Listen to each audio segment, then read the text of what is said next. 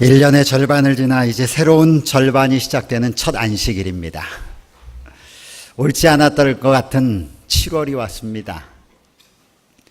7월을 2016년을 시작하면서 내가 7월은 반드시 맞을 거야 라고 혹시 자신했던 분이 계신가요? 오늘 저희가 7월 첫 안식일을 맞게 된 것은 하나님의 은혜임을 함께 고백하시기를 간절히 바랍니다. 하나님의 은혜가 아니었다면 우리가 새로운 날을 맞을 수 있을까? 우리의 심장이 박동치도록 그분이 생명의 능력을 우리에게 주실 수 있을까? 2016년도 후반기, 이제 6개월 남았습니다. 후반기도 하나님의 은혜 가운데 믿음으로 크게 성장하고 하나님께 한 걸음 더 가까이 나아가는 우리 사랑하는 믿음의 가족들 되기를 간절히 기도합니다. 기도 요청을 몇 가지 좀 드리려고 합니다. 첫째, 저희 교회 직원에서 굉장히 중요한 두 위원회를 만들었습니다. 한 위원회는 교회 비전 선언문 작성 위원회입니다. 우리 교회가 앞으로 어떤 방향으로 나아갈지, 우리 교회가 어떤 목표로 나아갈지 그 위원회를 구성했습니다. 우리 위원장으로는 유맹진 장로님이 함께 이끌어 주시고 여러 위원들이 같이 지금 활동 중에 있습니다. 아마 늦어도 8월 달, 우리 9월 달이 시작하기 전에 저희 교문이 교회가 앞으로 적어도 5년 동안 어떤 방향으로 나가야 할지를 여러분에게 비전 선언문을 만들어서 여러분에게 제공해 드릴 것입니다. 이 일을 위하여 함께 기도해 주시기 바랍니다. 두 번째는 어떻게 하면 우리가 더 나은 예배를 하나님께 올릴 수 있을까? 더 나은 예배로 하나님께 영광을 돌릴 수 있을까? 이렇게 연구하고 기도하기 위하여 교회 예배 갱신을 위한 연구위원회를 구성했습니다.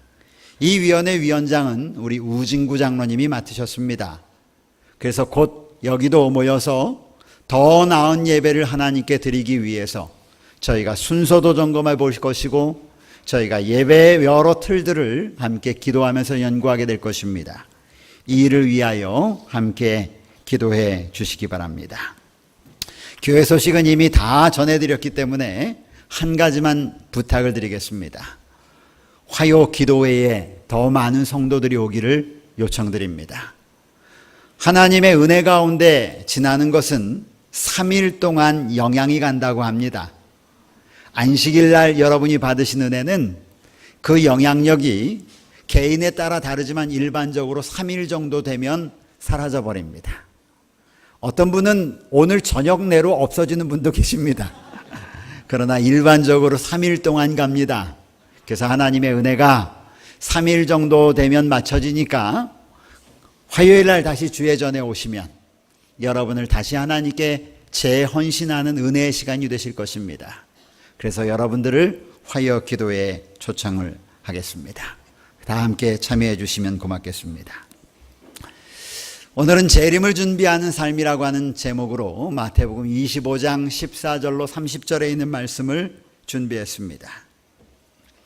우리가 예수 그리스도를 믿는 신앙생활을 하면서 가장 간절히 이루기를 원하는 것이 있다면 여러분 무엇입니까?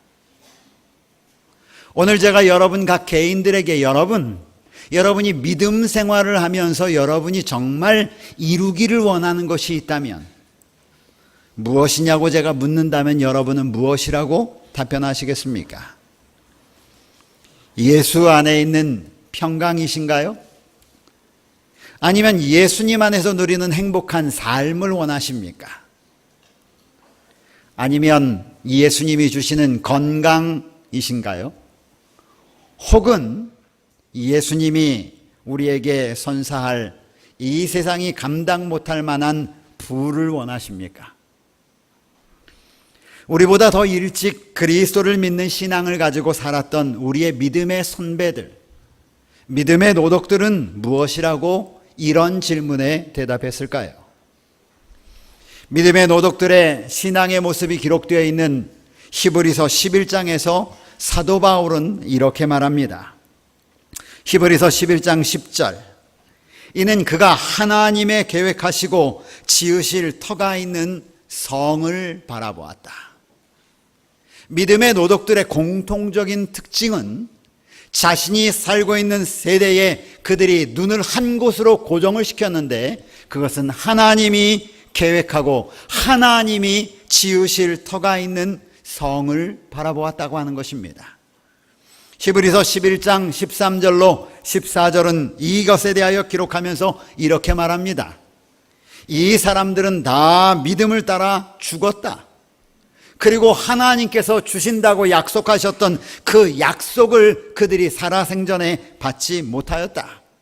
그럼에도 불구하고 그들은 멀리서 그것을 보며 그 나라를 환영하며 이 땅에서는 외국인과 나그네임을 증언하는 그런 삶을 살았다. 그렇게 한 이유는 그들이 본향을 찾는 자임을 나타내기 때문이었다. 우리의 믿음의 선배들에게 있어서 가장 중요하게 생각하는 것을 말하라고 하면 그들은 주저하지 않고 하나님께서 약속하신 땅, 곧 본향으로 가는 것이라고 그들은 힘주어 말했습니다. 성경에 기록된 많은 믿음의 선조들이 바라본 것은 바로 Promised Land, 약속의 땅입니다. 하나님께서 주시마 말씀하셨던 그 땅을 바라보며 이 땅에서는 외국인처럼, foreigner처럼, 나그네처럼, stranger처럼 그렇게 살았다고 하는 것입니다. 외국인과 나그네로 살아가는 것은 쉽지 않습니다. 문화가 다르고 나를 바라보는 눈이 다릅니다. 그런데 그렇게 살아갈 수 있었던 것은 Promised Land, 약속의 땅이 그들에게 있기 때문에 그것을 바라보며 나갔다고 하는 것이죠. 이런 사실을 힘주어 말하고 동의하면서 믿음의 거장 사도 바울은 이렇게 고린도전서 15장 19절에 오늘 살고 있는 재림 성도들에게 말합니다. 고린도전서 15장 19절, 만일 그리스도 안에서 우리가 바라는 것이 다만 이 세상 삶뿐이면 모든 사람 가운데 우리가 더욱 불쌍한 자니라. 만약 우리가 믿음으로 사는 삶의 목적이 이 땅을 위한 것이라면, 이 땅이 주는 무엇인가를 얻는 것이라면, 그것을 바라보는 것이라면 너희들 예수님 믿는 것 바보 같은 짓이다 이 말입니다. 사도 바울뿐 아니라 예수님을 따르는 성도들이 간절히 소망했던 바로 그것은 하나님의 나라입니다. 그래서 침례 요한도 하나님의 백성들을 준비시키며 말하기를 회개하라, 천국이 가까웠다고 말씀하셨고, 예수님 자신도 이 땅에 오셔서 힘주어 외친 첫 마디는 회개하라, 하나님의 나라가 가까웠다라고 하시는 말씀이십니다. 그리고 예수님과 그의 제자들은 누가복음 8장 1절에 각 성과 마을에 두루 다니시면서 그들이 했던 일은 하나님의 나라를 선포하는 것이었습니다. 그러므로 그리스도인에게 있어서 하나님의 나라는 우리의 최종 목표이고 우리가 살아가는 이유며 우리가 도달해야 할 마지막 고울입니다. 그런데 오늘날 그리스도인들이 보면 하나님의 나라가 필요 없는 것처럼 살아가는 사람들이 너무 많습니다. 이 세상의 삶이 편한 것입니다. 돈도 있고요, 살만한 집도 있고요, 좋은 차도 있고요, 이제는 배고프지 않습니다. 굶어서 힘든 시절은 다 지났습니다. 그래서 예수님이 그렇게 말했는지 모르겠습니다. 부자가 하나님의 나라에 들어가기가 어찌 그리 어려운지, 하나님을 절실히 찾던 하나님의 백성들이 점점 이 세상에 우리의 초점을 맞추고 목표를 두고 살아갑니다. 한국의 그리스도인들 가운데 예수 그리스도의 재림을 기다리는 백성들이 얼마나 될까를 질문하면 창피합니다. 예수님께서는 이런 하나님의 나라를 소망해 두고 가는 하나님의 백성들에게 요한복음 14장 1절로 3절에 너희는 마음에 근심하지 말라, 하나님을 믿으니 또 나를 믿으라. 내 아버지 집에 거할 곳이 많도다. 그렇지 않으면 너희에게 일렀으리라. 내가 너희를 위하여, 너희를 위하여, 너희를 위하여, 다른 사람이 아닙니다. 하나님의 나라를 사모하는 사람들을 위하여, 이 세상이 삶의 목표가 아닌 하늘의 삶의 목표를 두고 가는 그 사람들을 위하여 하늘의 거처를 예비하러 가시고, 그 거처를 예비하면 다시 와서 너희를 내게로 영접하여 나 있는 곳에 너희도 있게 하겠다라고 주님은 말씀하셨습니다. 주님은 이 땅에 분명히 약속하신 것처럼 다시 오십니다. 그 다시 오시는 이유가 무엇인가? 그것은 하나님의 나라에, 하나님이 준비해 놓으신 나라에, 그 하나님께서 약속해 놓으신 그 나라에 영원히 주님과 함께 살아갈 백성을 데리러 오시는 것입니다. 우리는 그 하나님을 바라봅니다. 그리고 그 나라를 사모하는 백성입니다. 이제 1년의 절반이 지났습니다. 또 다른 1년을 하나님께서 우리에게 허락하시면 12월에 다시 하나님, 지난 6개월 동안 우리를 인도하신 하나님 감사합니다라고 하는 감사와 함께 주님께 영광을 돌리게 될 것입니다. 그럼 앞으로 후반기 6개월을 어떻게 살아가야 할까? 저는 여러분들에게 재림을 준비하는 삶을 살자고 말씀드리고 싶습니다. 다시 오실 우리 주님을 영접하기 위한 삶을 살게 되기를 간절히 바랍니다. 예수님께서 마태복음 24장에서 제자들에게 말합니다. 예수님이 이 땅에 오시기 전에 일어날 여러 가지 일들, 징조에 대하여 말씀하셨습니다. 그리고는 이 여러 가지 이야기를 하시고 난 다음에 그분께서는 마태복음 24장 32절 33절에 무화과 나무의 비유를 배우라. 그 가지가 연하여지고 잎사귀를 내면 여름이 가까이 온 줄을 너희가 아나니 이와 같이 내가 너희에게 말한 일들이 일어나거든 인자가 가까이 문 앞에 이른 줄 알라. 저는 더 이상 자연계가 어떠한 일들을 우리에게 경종을 울리는지 말씀드리고 싶지 않습니다. 사회현상이 얼마나 예수님의 재림의 징조들을 이루어 나갔는지 여러분에게 말씀드리고 싶지 않습니다. 우리는 이미 너무나 잘 압니다. SNS를 통해서, 뉴스를 통해서 이 지구성이 어디로 향해 가고 있는지 우리는 너무 잘 압니다. 성경은 말하기를 이와 같이 너희도 이 모든 일을 보거든 인자가 가까이 곧 문 앞에 이른 줄 알라고 성경은, 주님은 말씀하십니다. 이 말씀을 마치시고 난 다음에 예수님은 무슨 말씀하시냐면 이런 말씀을 하십니다. 그러므로 깨어 있어라. 따라 하십시오. 그러므로 깨어 있으라. 그러므로 준비하고 있으라. 이래가지고 깨어나겠습니까? 더 크게요. 그러므로 준비하고 있으라. 예수님은 두 가지를 말씀하셨습니다. 첫 번째는 깨어 있어라. 두 번째는 준비하고 있어라. 그런데 오늘 저의 설교의 제목은 깨어 있는 그 삶이 아니라 준비하는 삶입니다. 두 번째 걸 말씀드리려고 합니다. 24장에 이렇게 말씀하시고 25장에는 깨어있는 삶이 무엇인지를 설명하면서 10처녀의 비유를 말씀하십니다. 그리고 25장에는 준비하는 삶이 무엇인지를 말하면서 달란트의 비유에 대하여 말씀하고 있는 것입니다. 저는 오늘 안식일학교 시간을 지내면서 저도 모르는 사이에 막 소름이 쫙 돋았습니다. 제가 우리 지은이하고 한마디도 이야기하지 않았습니다. 그런데 오늘 제가 준비한 설교를 우리 지은이가 다 해버린 것입니다. 어떻게 하는 것이 준비하는 삶일까? 주님은 달란트의 비유를 가지고 말씀하셨죠. 어떤 사람이 먼 곳에 타국에 가는데 종들을 다 불렀습니다. 앉혀놨어요. 그리고 어떤 사람에게는 5달란트를, 어떤 사람에게는 2달란트를, 어떤 사람에게는 1달란트를 맡기고 간 것입니다. 한참 후에 그 주인이 다시 집으로 돌아왔습니다. 종들을 부릅니다. 얘들아 일로 오너라. 내가 너희에게 준 건 너희 어떻게 했느냐? 5달란트를 받은 자가 5달란트를 가져와서 주여 주인이요, 제가 주인께서 저에게 5달란트를 주셨는데 제가 주님을 위하여 사용하다 보니까 5달란트나 남았네요. 또 2달란트 부른 자들을 말합니다. 얼마나 남겼냐? 2달란트 가져왔습니다. 또 다른 1달란트를 받았던 자에게 말합니다. 너 건 어디 있느냐?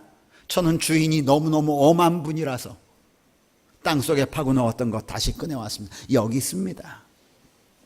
이 이야기죠. 그런데 이 이야기를 통해요, 주님께서는 우리에게 어떻게 하는 것이 재림을 준비하는 삶이라고 말씀하셨을까? 우리 모두는 주의 보혈로 말미암아 달란트를 받은 사람들입니다. 주님께서 이 땅의 삶을 마치시고 하늘에 갈 때, 하늘에 올라가기 전에 그의 사랑하는 백성들 모든 사람들에게 공히, 한 사람도 예외 없습니다.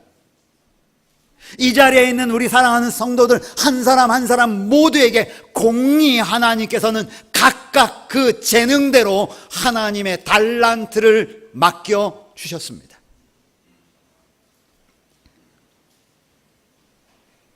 성경은 고린도전서 6장 19절 20절에 너희 몸은 너희가 하나님께로 받은 바 너희 가운데 계신 성령의 전인 줄 알지 못하느냐? 너희는 너희 자신의 것이 아니니라. 값으로 산 바 되었으니 그런즉 너희 몸으로 하나님께 영광을 돌리라. 제가 저희 교회 와보니까 각각 다른 달란트들이 많이 있으시더라고요.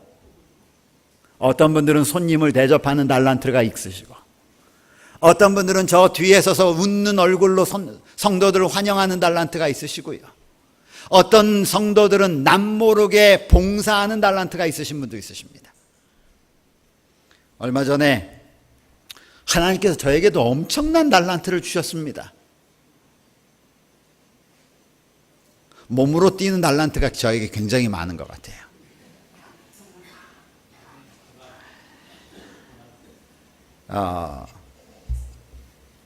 저에게 일종 대형 면허가 있습니다. 목사님이 뭐하러 저걸 따놨을까? 저도 잘 모르겠습니다. 왜 그랬는지. 근데 여기 와서 알았어요. 아하, 쓸 일이 있구나. 개발하니까 하나님이 사용하시는구나. 우리 수석 장로님이 저한테 아이고 주의 종이 어떻게 버스를 운전하고 교인들을 모시고 다니십니까? 아유 주의 종이 그러시면 안 됩니다. 예, 제가 그래서 그랬어요. 저 말고 다른 분이 할 수 있을 땐 제가 하지 않습니다. 그러나 하나님이 저를 필요로 하실 때 제가 하나님께 쓰임받는 것, 이것이 주의 재림을 준비하는 삶임을 기억하시길 바랍니다. 예수님은 먼 곳으로 떠나면서 오늘 이 땅에 있는 하나님의 백성들에게 같지 않은 각각의 달란트를 주셨음을 여러분 믿음의 눈으로 바라보시기를 간절히 바랍니다. 문제는 우리가 그것을 누구를 위하여 사용하느냐인 것입니다. 하나님께서 나에게 주신 달란트를 하나님 주인, 이것은 내 것이 아니라 이것은 원래 주인 것이라고 하는 첫째 인정이 필요합니다. 이 5명의 5달란트를 받았던, 2달란트를 받았던, 이 달란트를 받았던 사람들이 공히 느꼈던 것은 이 달란트는 내 것이 아니라 주인이 나에게 준 것이라고 하는 사실을 인정하는 것이었습니다. 여러분 인정하셔야 합니다. 여러분이 가지고 있는 재능, 여러분이 하나님께로부터 받았던 놀라운 달란트, 여러분만이 가지고 있는 하나님께서 주신 특별히 여러분이 아니면 하지 못하는 그런 하나님이 주신 달란트들이 있는데 그것은 여러분 것이 아닌 하나님의 것임을 기억하십시오. 문제는 이 주인이 돌아올 때를 위하여 그들은 하나님께서 주신 그 달란트를 주인의 영광을 위하여 끊임없이 사용을 했다는 것이죠. 아멘입니까? 네. 저는 우리 여기 서정이가 있어요. 서정이가 매 화요일마다 반주를 하기 위해서 얼마나 애를 쓰고 있는지 제가 잘 압니다. 화요일날 일찍 학교를 마치면 밑에 와가지고 그 안 되는 피아노 연습한다고 열심히 연습합니다. 그리고는 전도사님들과 협의해서 준비 찬양은 무슨 찬미 그 다음에 첫 찬미는 어떤 거, 둘째 찬미 어떤 거, 마지막 찬미는 어떤 걸 갖다가 자기가 잘 칠 수 있는 것을 연습을 해놓고 그걸 갖다가 사회자에게 줍니다. 여러분, 이렇게 자기의 달란트를 하나님께 바친 이 아이를 하나님께서 어떻게 사용하시겠습니까? 하나님께서는 여러분 모두에게 달란트를 주셨음을 기억하시기를 간절히 바랍니다. 그거를 주의 영광을 위하여 사용하느냐, 아니면 이 달란트는 내가 개발한 거니까 이거는 내 거야, 나의 영광을 위하여 사용하느냐, 이것이 재림을 준비하는 삶입니다. 실물교훈 328쪽은 이렇게 말합니다. 이 달란트는 선천적이고 후천적인 것에 관계없이, 또 육적인 것과 영적인 것에 관계없이 모든 선물과 재능을 다 포함한다. 이 모든 것은 그리스도를 섬기는 일에 사용되어야 한다. 아멘.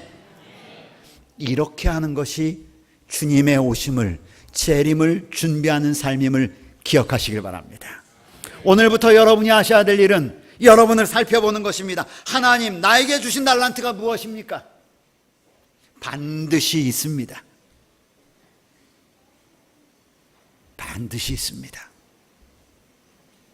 하나님이 여러분에게 주신 달란트를 주의 영광을 위하여 사용한다면, 여러분, 그렇다면 여러분은 주님의 오심을 준비하는 삶을 살고 있다고 하는 놀라운 약속을 이루는 것입니다. 둘째요, 달란트의 개수는 문제가 아닙니다. 성경을 잘 보십시오. 5달란트 받은 자만 칭찬하지 않았습니다. 2달란트 받은 자도 칭찬을 받았습니다. 만약에 여러분, 저는 이 성경을 읽으면서 그렇게 생각해 봤어요. 예수님, 만약 5달란트 받은 자가 정말 열심히 일해가지고 5달란트를 남긴 것이 아니라 2달란트만 남겼으면 예수님은 어떻게 하시려고 그랬어요? 그렇죠? 여러분, 우리가 주님을 위하여 성심을 다해서 우리가 봉사를 했을 때에 또 다른 5달란트가 여러분에게 생기지 않아도 염려하지 마십시오. 제가 왜 그랬냐면, 성경을 가만히 보니까 성경이 그렇게 얘기하셨어요. 5달란트 받았으니까 5 만들어내라, 이렇게 말씀하신 게 아니고, 성경은 5달란트 받고 5달란트를 가지고 온 그 종에 대하여 예수님이 했던 칭찬이 뭔지 아십니까? 너 5달란트 남겼으니까 너 잘했어, 이렇게 얘기한 게 아니라요. 마태복음 25장 21절은 이렇게 말합니다. 내가 적은 일에 충성하였음에. 적은 일, 영어로는 뭐라고 했는지 아세요? 이렇게, You have been faithful with a few things. 아주 작은 거에 내가 신실하였으니까 이렇게 됐구나. 작은 것입니다. 여러분이 저처럼 나와서 매 안식일 설교할 수 없어요. 어떤 우리 교회 위대한 어떤 장로님처럼 그 큰 일을 여러분이 다 할 수 없습니다. 오늘 주님이 칭찬하신 것은 적은 일입니다. 하나님께서 나에게 허락하신 달란트를 적은 일을 위하여, 하나님의 영광을 위하여 사용하는 것입니다. 그럴 때 주님께서 하시는 말씀이, 잘하였다, well done, well done. 너 정말 잘했어. 뭐 했는데요? 작은 것 했는데. 개수의 문제가 아닙니다. 문제는 그들에게 맡겨진 작은 일을 주님을 위하여 했느냐인 것입니다. 실물교훈 328쪽은 각 사람에게 달란트를 나누어 주신 분은 그것이 크거나 작거나 간에 각자가 그 맡은 달란트를 잘 활용할 때 모든 사람들로부터 똑같은 영광을 받으시기 때문에 하나님이 칭찬하신 것이다. 329쪽에 우리에게 가장 크게 관계되는 문제는 내가 얼마나 많이 받았느냐가 아니고 내가 받은 것을 어떻게 사용하고 있느냐 하는 것이다. 사랑하는 여러분, 주님은 재림의 징조에 대하여 말씀하시고 이러므로 너희도 준비하고 있으라. 무엇이 준비하는 삶입니까? 전 오늘 두 가지를 말씀드립니다. 여러분에게 주신 달란트, 여러분이 가지고 있는 재능, 여러분만이 할 수 있는 특별한 일들은 여러분의 것이 아니라 하나님이 여러분에게 맡기신 선물임을 기억하시길 간절히 바랍니다. 그리고 그것을 이번 6개월 동안 주의 영광을 위하여 사용하십시다. 여러분, 계단 올라올 때마다 긴 족자가 하나 달려있죠. 여호와는 나의 목자시니 내가 부족함이 없으리로다. 또는 다른 족자들을 합니다. 여러분, 그냥 보시죠. 이것도 자신의 달란트를 하나님께 드리는 귀한 헌신입니다. 그 집사님, 이거 왜 합니까? 그랬더니, 목사님, 저 이거 해가지고요. 얘기해도 되죠? 이거 해가지고 목사님, 저 이거 판매할 겁니다. 판매해서 뭐 하시려고요? 그랬더니, 이거 판매해서 우리 교회에 엘리베이터 헌금 드리겠습니다. 하나님께서 쓰시는 것입니다. 주의 영광을 위하여 사용하는 것입니다. 그것이 주님의 영광을 위하여 우리의 달란트를 사용할 때에 그것이 다시 오시는 주님을 준비하는 삶임을 기억하시기 바랍니다.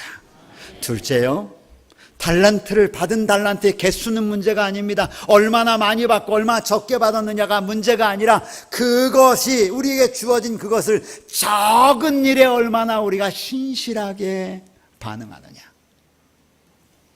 재림을 준비하는 삶은 눈에 보이지 않는 먼 삶이 아니라 우리 앞에 주어진 삶임을 기억하시며 올 6개월 동안요, 하나님이 우리에게 허락하신 재능들을 주님의 영광을 위하여 사용하는 귀한 하나님의 백성 되기를 간절히 바라면서 말씀을 마칩니다.